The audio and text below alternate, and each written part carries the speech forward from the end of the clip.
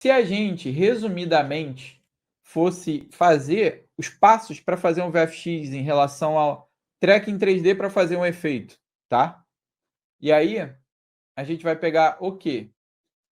Seria esses passos, resumidamente. Primeiro, você vai pegar a referência do grid de distorção para tirar a distorção da lente. Isso se tiver se tiver, né? Se tiver lá no projeto, se te deram ali aquele quadrinho com a distorção, você vai usar aquela informação lá, se você tiver isso. Se você não tiver, você pula essa etapa. Mas o ideal é que tenha, como eu falei. Estamos falando aqui de efeitos visuais profissionais.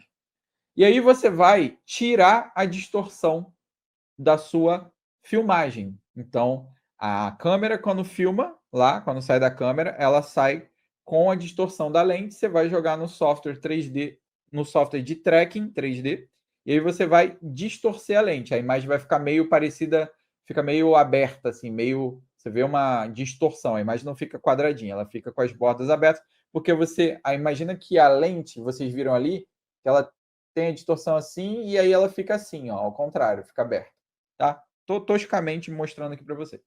E aí, você vai trabalhar no 3D com o take sem distorção da filmagem. No 3D, você trabalha no undistorted, que a gente chama. Essa palavra é muito importante para vocês lembrarem. Vou botar aqui, ó, undistorted, tá? E aqui, ó, pega a referência do grid de distorção. Vou dar umas sublinhadas nessas palavras para vocês reforçarem na cabeça. Então, a gente trabalha no take sem distorção, que a gente chama de undistorted. E aí, você vai lá fazer seu tracking, sempre usando o undistorted. Então, vai posicionar os objetos 3D, vai lá dentro do Maya, do Blender, do 3D Max ou do software 3D que você estiver usando, sempre trabalhando, você vai jogar a filmagem no fundo, então você vai trabalhar nela sem a distorção.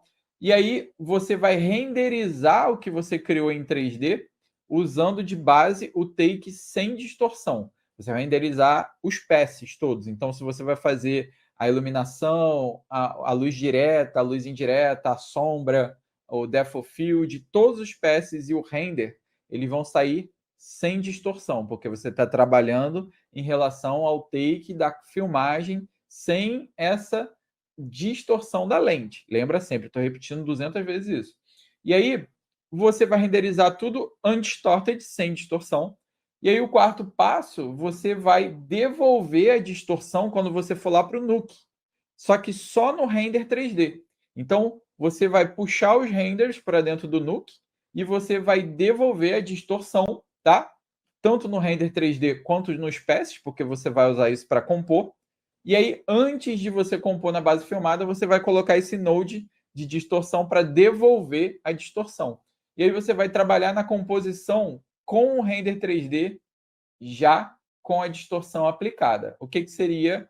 No final, você vai tirar a distorção para gerar o 3D, aplicar ela de volta no render do que você gerou em computação, e aí você vai trabalhar a composição com a base filmada como se tivesse acontecido nada, se tivesse saído da filmagem e aquele render 3D bateu com aquela filmagem do jeito que estava, tá?